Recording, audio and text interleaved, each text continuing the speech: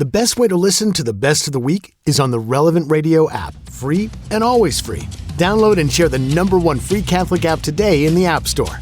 Sal Di Stefano, founder of Mind Pump, will join me here on Trending in just a few minutes. If you have a question, you're looking to spice up that fitness routine in the new year, again, my guest today is Sal Di Stefano from Mind Pump Media.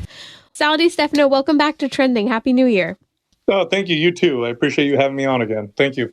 I thought a neat place to start would be hacking where we're already at.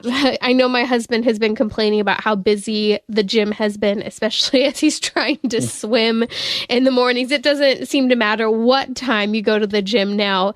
They're full, and with the New Year's resolutions. And for those who are already normally there, it's a month or so until things maybe peter out and you have your new onslaught of people who are also working out. But I think a good question, whether you're getting to the gym for the first time, changing up your fitness routine, or have already been doing something for a while, is what are some of those hacks? What are your best hacks, Sal, for enhancing your already existing fitness routine? Yeah, great question. And yes, the gyms do get busier this time of year, about a 50% increase in traffic. So I totally understand that. I would say, generally speaking, when it comes to your workouts, one thing that people like to do or tend to do is just try to work out harder. Now, I don't necessarily advise this as a way to improve your results, because the feedback or the way the body responds to that is quite short-lived, and then we tend to overtrain.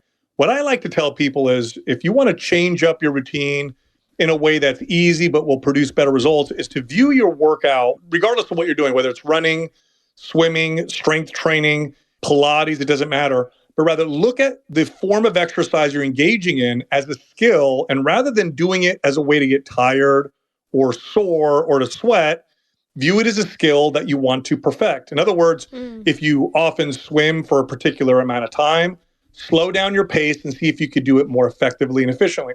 If you strength train a particular way, rather than trying to do more reps or lift more weight, see if you can make your form look more perfect, slow down your tempo, and perfect the skill of the form of exercise. I think oftentimes we look at exercise as just a way to get tired, but really, if you perform the skill of whatever you're doing better, you're going to get far better results and far lower risks of things like injury and overtraining. And it's my favorite way to get somebody's body to start responding again. Simply perfect the technique of the skill you're engaging in the form of exercise that you're doing, and people's bodies respond really well to that. I love that. And I think we always think the opposite is speed up, but slowing down is so key. And that's part of the reason why I love training with Pilates. Is I can't tell you how many professional athletes I've worked with, and I'm telling them to slow down. They're trying to rush through an exercise. They go, "Oh, I know this." I said, "Okay, great. Let's just do this breathing pattern and only do 8 of them and take this amount of time." And it's like torture at first. And then all of a sudden they come back the next day. I am so sore. I've never felt that particular exercise in that way. And so I love that that's just that go-to first hack for enhancing your workout routine. What else do you recommend? Everything, I think, from performance enhancers to food.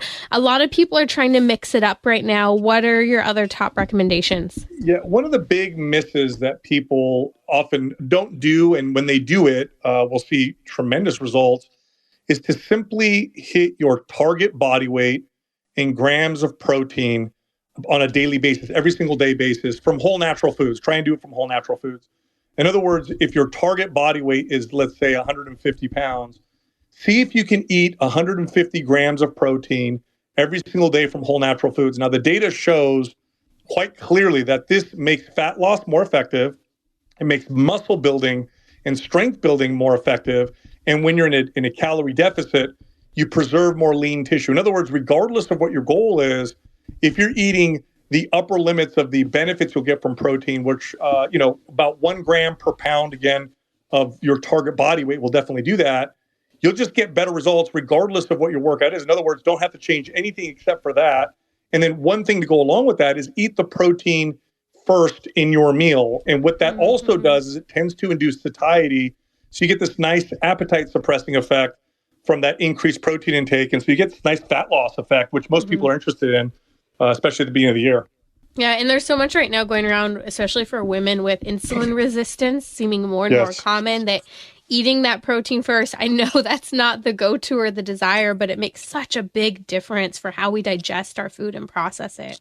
Yeah, in fact, the data on that shows that if you have a high protein breakfast, your insulin sensitivity, or in the way that they measure it, right, your blood sugar levels are more stable throughout the day, regardless of what you eat the rest of the day. In other words, if you eat a high protein breakfast, let's say 40 grams of protein for breakfast, your blood sugar will be more stable throughout the day. Now, why is that important? Well, there's two reasons. One, it's better for insulin sensitivity. But two, wild fluctuations in blood sugar contribute to cravings, energy crashes, anxiety, and overall behaviors that lead to the type of eating patterns that are not conducive to a healthy, fit body. So eat a high protein diet, eat that protein first, start the day off with high protein, and you get like all these incredible benefits. And again, this is all backed by data. And not to mention, you'll avoid by doing that the mood swings and being hangry. Right. I think it's so key. People, I'm always fascinated by the number of people who say they're not hangry, and I'm going, you just need to eat. I promise once you eat something, you'll be nicer. And I'm talking about adults here. That always kind of gives me a good kick. What are your thoughts on performance enhancers? I know you're a big fan of creatine, but are you a fan of other performance enhancers? Would you consider creatine one? Yeah, creatine is this head and shoulders. Before we get to creatine, I think supplementing with a nutrient that is essential that you're lacking will have profound benefits. So it's a good idea for people to get nutrient levels tested, see if you're low in something like, in like vitamin D or iron or your B vitamins. And if they are low, supplementing with those will make a huge difference. Now, beyond that, there's nothing that's better than creatine. Creatine has tremendous longevity benefits, health benefits, muscle building benefits. There's indirect fat loss benefits from the metabolism boosting effect. It will help sculpt and shape the body. But what we're seeing now, and it's very well studied, by the way, there's hundreds of peer-reviewed studies on creatine. It's a longevity supplement. It's healthy for you. It's healthy for the mitochondria of your cells. It's one of those supplements that looks like it does almost everything. Now, there are the rare occasions where people don't have a good tolerance to creatine. If this is you, you'll know. You'll notice gastric upset. Otherwise, if you feel fine taking it, everybody should take it, regardless of what your goal is. And I know you've mentioned this is your number one recommendation for boosting your energy as well. Now, creatine, you've recommended just taking pure creatine. What are some hacks for consuming it? Because I know it doesn't taste the greatest. No. Creatine monohydrate, pure creatine monohydrate typically comes in a powder form. It's flavorless. It's kind of gritty, like sand. Now, there are companies that put creatine in little gummies, and you'll get a real nominal amount of sugar, like 3 grams of sugar, no big deal. But you'll be able to get your 3 to 5 grams of creatine from eating these gummies. And I'm a big fan of gummies, not because the gummy themselves is better than traditional creatine monohydrate. They simply contain creatine monohydrate. But what we find is that people are more consistent with taking it. Like you said, taking a scoop of plain powder in your mouth and then washing down with water. A lot of people don't like that. But most people will eat 4 fruit-flavored candy gummies with creatine in them. So there's nothing wrong with that. And again, it's very nominal, the amount of calories and sugar that would add. Will give you an efficacious dose of creatine monohydrate. And again, now, if you're looking into creatine, you'll see there's all these different versions of creatine. None of them have been shown to be superior to creatine monohydrate. Creatine monohydrate is the most studied. It's the most effective. It's also the least expensive. So all the other versions that come out, they'll promise, better results, less this, less that, more that. None of them are backed by any data. And again, creatine is extremely well studied. So we know exactly what it does and what it doesn't do.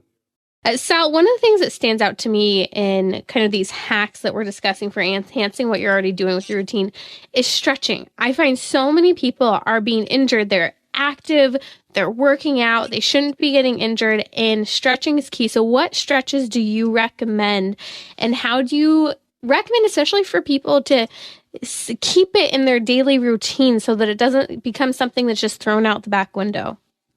Oh boy, that's a loaded question. So stretching is very interesting. Okay, so when I was in gym class in the mid '90s, our PE teachers would have us do static stretching before we played a game, and then we saw in the data that static stretching actually slightly increases the risk of injury. So you're probably thinking, how's that possible?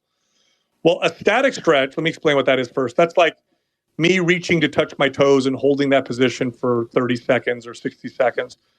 What that does, and the reason why that lengthens the muscle, by the way, it's not actually getting any longer. You're not changing the attachments of your muscles.